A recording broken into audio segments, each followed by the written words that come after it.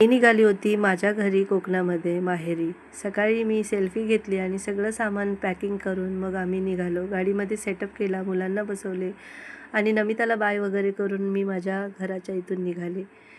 आमच्या वडाल्यावरून आम्हाला दादरला जायचं होतं. माझ्या काकांच्या मुली येणार होत्या त्यांना पिकअप करायला. ताईला वगैरे पिकअप केली आणि पुढच्या प्रवासाला लागलो. आधीच आम्हाला खूप लेट झाला होता आणि आम्ही अटल सेतूवरून मग निघालो. कारण की कोकणामध्ये एवढा ट्रॅफिक असतो की लवकर पोचणं अशक्य आहे आणि आम्हाला अटल सेतूवरून जाताना खूप छान वाटत होता. पुढच्या प्रवासाला निघाल्याच्या नंतर आम्ही उल्वेला पोचलो आणि उल्वेवरून मग तिथे गेल्याच्या नंतर पण थोडासा ट्रॅफिक होता. CNG वगैरे भरली नरेशने आणि त्यानंतर मग आम्ही स्नॅक्स वगैरे खाऊन मग पुढच्या प्रवासाला लागलो. रानभाज्या वगैरे होत्या त्याही घेतल्या आणि पुढे मग आम्ही आमच्या प्रवासाला निघताना रात्र होत आली होती आणि फायनली आम्ही माणगावला पोचलो, जिथे सिटी आहे. पण सिटीमध्ये पण पोचल्यावर थोडे मार्केट बंद होत आला होता.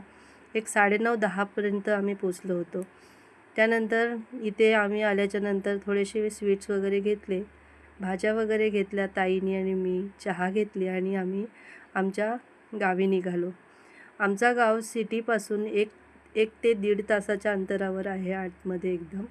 आणि तिथे काही अशा सिटीसारखं काहीच सोर्सेस नाही. स्वामींचं दर्शन घेतलं आणि पुढच्या प्रवासाला लागलो. तर आमच्या गावी बघू शकता अतिशय काळोख आणि जास्त ट्रॅफिक नसतो. घरी पोचलो आणि घरी ताईला सोडली घराच्या जवळ आणि त्यानंतर मग मी माझ्या घरी आली आणि माझ्या घरी आल्यावर आई वाटच बघत होती माझी, कधी येणार म्हणून. आणि माझी छोटी बहीण ह्या लोकांची वाट बघत होती. आईने मुलांचं औक्षण केलं आणि घरी आलो. आणि आमच्या कोकणामध्ये ही प्रथा नक्कीच आहे की लहान मुलांचं औक्षण होतं. आणि घरी आल्याच्या नंतर आईने जेवण रेडी ठेवला होता. आईने जेवणामध्ये बनवलं होतं भाकरी, डाळ बनवली होती छान अशी, पडवळची भाजी आणि बटाट्याची काचरा भाजी बनवली होती, बटाट्याची कापं, थोडीशी भजी आणि खूप छान असं जेवण होतं. जेवण केलं आणि त्यानंतर मग डेकोरेशनला भाविक थोडासा लागला होता. डेकोरेशन करून मग ही लोकं सगळे गेम खेळत होते. असा होता दिवस. भेटूया नवीन व्हिडिओमध्ये. बाय.